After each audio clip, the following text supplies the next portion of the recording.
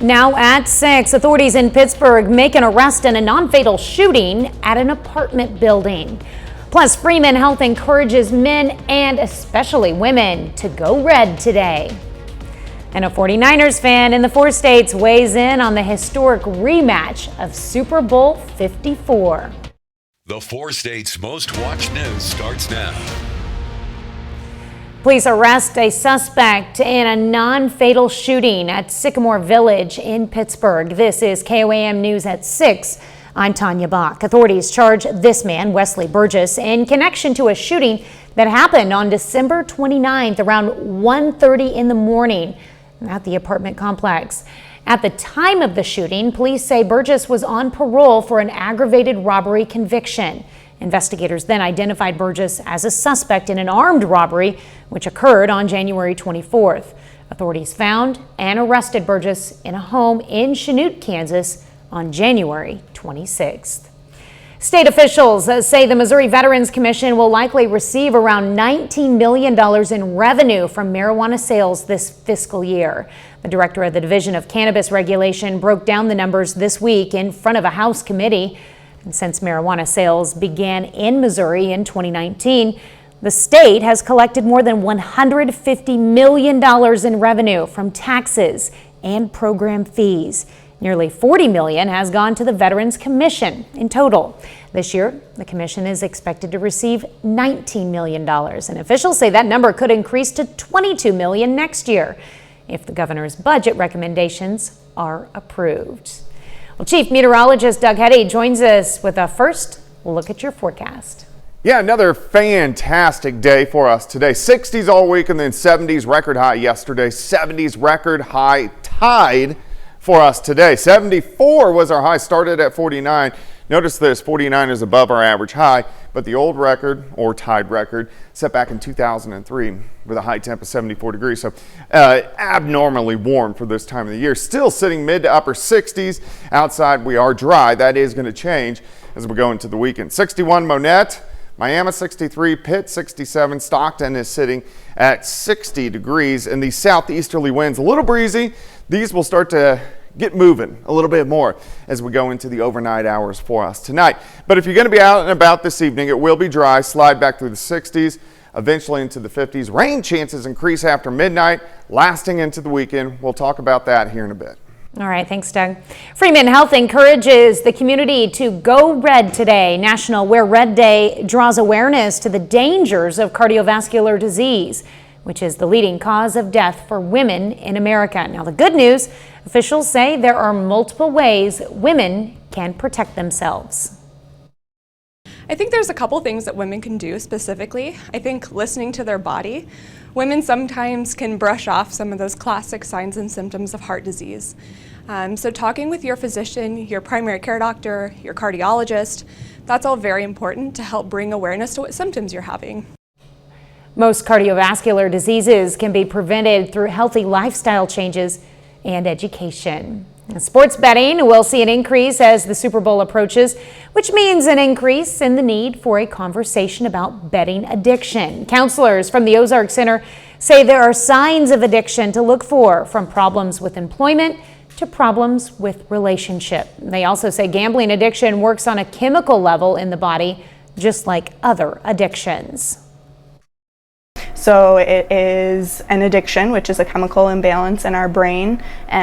We get dopamine surges, just like using a substance you get a dopamine surge, just like gambling you get a dopamine surge, and it is the chemical imbalance in our brain that leads to this addiction. Ozark Center treats gambling addiction with cognitive behavioral therapy as a way to change the thoughts associated with gambling. On February 11th, the Chiefs take on the San Francisco 49ers in a rematch of Super Bowl 54, where the Chiefs won 31-20. However, there are 49er fans in the 4 states ready to see the 49ers back home with the Lombardi Trophy this time. KOAM's Anthony Saviello caught up with one of them and shows how deep the love for the 49ers runs in his heart. 4 years ago, the Chiefs defeated the 49ers in Super Bowl 54. But now, 49ers fans are ready to see the Lombardi Trophy return to San Francisco. fans like Hunter Perry. Go Niners. Yeah. Hunter grew up in an age when the 49ers dominated the league. Most guys, especially my age, like everybody kind of liked the 49ers because you had Joe Montana and you had Steve Young and you had Jerry Rice and Ricky Waters and Tom Rathman and like all these crazy Hall of Fame guys. So it wasn't bad growing up. Now he wants to see this 49ers team rise to that former glory. I want revenge. They've had their fair share and it's been a while since we've had one. So I'm ready for a Niners victory. As a Niners fan, being in the heart of Chiefs Kingdom can be difficult. I'm not a Chiefs hater. So if they're not playing the Niners, I'm always rooting for the Chiefs. I love Andy Reid and Patrick Mahomes, and I'm a home state guy. I'm a Royals fan. But yeah, when we're playing them, I want them to do terrible. For Hunter, his passion is worth it, especially now that he shares it with his sons. And it's just memories. Like as a parent, I think you just want to make memories, and I hope these are times that they'll look back on and remember watching the game with Dad. So I relish every opportunity and every moment. For this 49ers fan, it's time for redemption. And if there is any team that can dethrone the superstar Chiefs, Hunter believes it's this one. We got old Brock Purdy. He's pretty good. I'll be cheesy like that. So yeah, I think that's all we've been missing. We've just been missing the quarterback. I feel like we got him. I feel like the moment's not too big. So I'm very excited to see what happens. Reporting in Joplin, Anthony Saviello, KOAM News. Hunter says his favorite player on the team is George Kittle and says he believes he may even be a better tight end than Travis Kelce.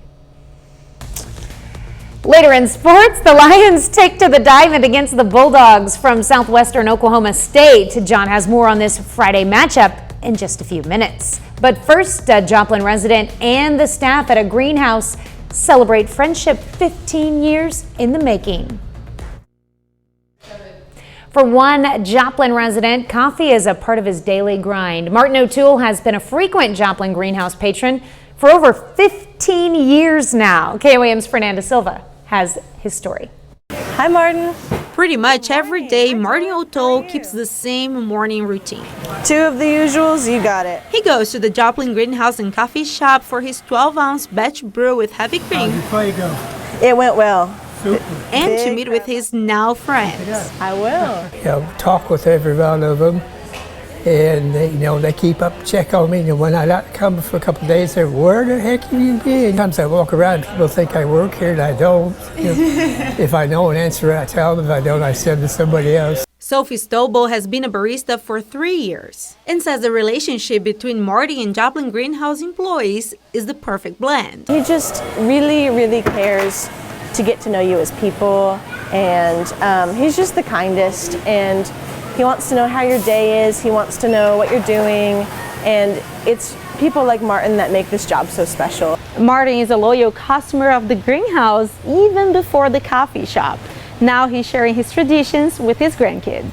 So it's a great place to bring them. I mean, when they come, it's hot chocolate in the cold times, and it's chocolate milk in the summertime. Owner of Joplin Greenhouse, Kurt Carr, says that Martin is a special client. He's always stood out because he just made a relationship with our staff. Our staff has always just really loved visiting with him each week. And of course, every day now he comes in for probably the last 6-7 years. Martin doesn't let life challenges get in his way of making his visits to the coffee shop. Most of the time, I'm away on vacation or doctor's appointment, something like that. But I usually make it about every day. Rain or shine, I'm usually here. So I have a little problem with stability right now. They'll bring my coffee out to where I sit so I don't spill all over the floor. But if that ever happens, he knows it is okay because the place... It's home. In Joplin, Fernanda Silva, KOAM News. Joplin Greenhouse started as a nursery more than 20 years ago. In the last 6, they've added the coffee shop side of it. Well, a little later, the Gorillas take on the Tigers on day 1 of the First Pitch Classic. John has the details coming up in sports. Plus, after a great week of weather, we have rain rolling in for the weekend. We're going to look at that coming up.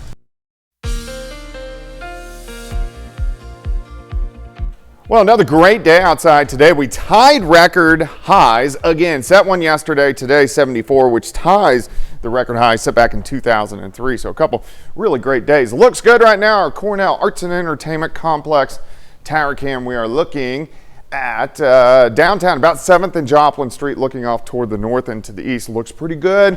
It's Friday night out there, and enjoy it because we are going to start to get some rain as we get into the weekend. All right, temperatures 68 Fort Scott, 65 Independence, Bentonville 63, 66, and Anderson. Stockton is sitting at 62. Here's 7th range line, a lot of traffic, of course, southerly winds at about 5. The winds are calming down just a bit, but they're going to crank back up as we go into the weekend. But we have these southeasterly winds at about 5 to 10, but we've had gusts at times today, kind of 20 upwards of 25. Gusts are going to be pushing 30, possibly 35 by the time we get into the middle of the daytime hours on Saturday. Then they start to crank out of the northeast. We cool down as we head into Sunday, but still breezy with gusts 20 to 25 by the time we head into Sunday afternoon. We have some clouds kind of skirting through, but here's our next storm system building out to the west. You can see showers, thunderstorms near Dodge City, some stronger thunderstorms just to the west of Wichita. Another little batch down through the panhandles of Oklahoma and also Texas, where that's the region that's going to get the severe weather for tonight. For us, we're just going to get showers. And then you got snow up through the Rocky Mountains as this system presses in. All right, so our rain chances sneak up late tonight. So by morning, we're going to have scattered showers, and we'll have scattered showers most of the day, but then just good old rain by tomorrow night, and then all the way into Sunday morning, and then Sunday afternoon, and then we'll start to taper off just in time to go back to work on Monday. All right, let's go through time. 4:30 in the morning, scattered showers popping up, Kansas and Oklahoma. Most of Missouri is dry. Most of the rain stays on the Kansas side through at least the first half of the morning, and then starts to spread into southwestern Missouri. Temperatures into the 50s. Now we're just talking about scattered showers all day long into the afternoon. Here's 4 p.m. Highs upper 50s to near 60 degrees. As we get into tomorrow evening and tomorrow night, the rain kind of rotates back in, and it's going to be very widespread but light, and then just periods of rain all Saturday night into Sunday morning. By Sunday afternoon, it goes back to scattered showers and then slowly tapers off by the time we head into Monday morning. How much rain could we get? I think most of us, half an inch, maybe a little bit more. Some areas may hit an inch, but let's say a half an inch upwards to an inch. High temps tomorrow still at 60, but a cooler 48 on Sunday. The most persistent rain is going to be Saturday night and then into Sunday morning. 60 tomorrow, 48 on Sunday. Sunshine returns Monday. High 55, back to 61 on Tuesday. Next system moves in late Wednesday and Thursday with some showers, and then another system moving in by Super Bowl Sunday, but temperatures through the period not bad, 50s, mainly 50s and 60s. I'm going to block out Sunday's temperature and enjoy the rest of it. Yeah, looks great. Yeah. Not bad. Nope. All right, thanks, Doug. Well, still ahead, the voice of the Chiefs, Mitch Holtis, speaks about the importance of the Super Bowl bye week. And Missouri Southern softball plays its first game of the season. John Dales has those stories and more up next in sports.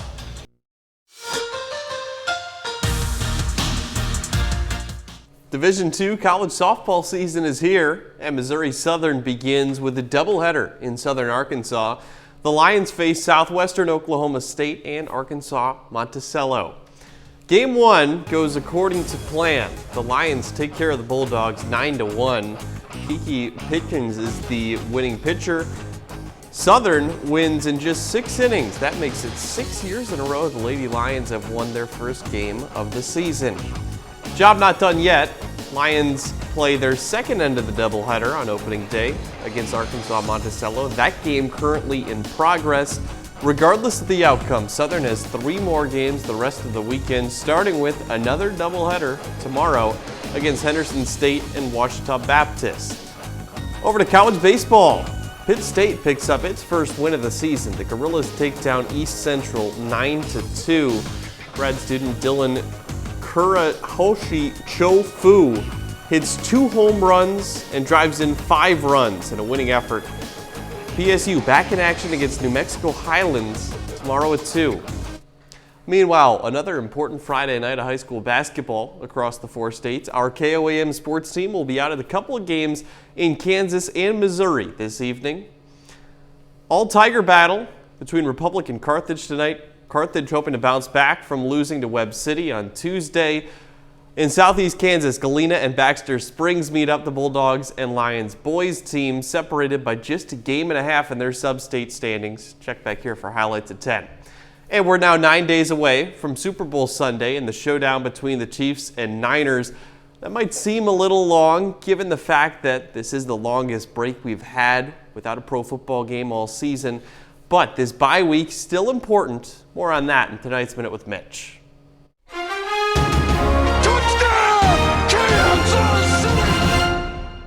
The Chiefs are headed to Las Vegas for Super Bowl 58. For years in hoping to make this game, I always wondered, why does the NFL have a bye week before the Super Bowl? But after being involved in the enormity of this event 4 times in the last 5 years, I know why the bye week is critical for making the Super Bowl game an experience of success. The logistical challenges of this game require a lot of attention. Moreover, the internal and external demands of detail occupy the entire bye week. For players, coaches, and staff, this is the week they put in the game plan. But it's also the week they take care of friends and family requests, so it's not a distraction next week in Las Vegas. Believe me, the Super Bowl week is awesome, but it's also the NFL's biggest distraction. You can't win the game this week, but you can lose it on this Minute with Mitch. The Minute with Mitch is brought to you by Como Jewelry. Every day's game day, Como Jewelry, Pittsburgh, Joplin. That's it for sports. We'll be back right after this. Here's a look at what's coming up on KOAM News at 9 on Fox 14. Why steak and beef prices are on the rise ahead of the Super Bowl. Plus, we look at the dangers of scrolling for negativity on social media and how a raccoon ruined the filming of a marriage proposal. Those stories and a lot more tonight on the KOAM News at 9 on Fox 14. Well, a film shot in our area gets ready to make its debut. Matt McCauley, the writer and director of the film Undefiled, shot nearly 80% of the movie in Joplin and used many volunteers from the city as well. It's about a minor league baseball player who crosses paths with a trafficked girl. Now, the director says while he wants to entertain the audience, he hopes they take more away from the film. The story inside of the movie really is not the truth itself, but it points to the truth. And there's a lot of good things in there that can point people to not just have a good time watching a movie, but actually really figure out where they need to go to maybe get some help on some of the topics that are in the movie. Well, you can check out Undefiled this Sunday evening for its premiere at the Route 66 Theater in Webb City at 7 p.m. and then again Saturday the 10th at 10 a.m. All right. Well, my 7-day locked up. Uh-oh. It doesn't matter, we got 6 seconds anyways, but rain for the weekend. All right, thanks for watching. We'll see you right back here at 10. Have a great evening and even better weekend.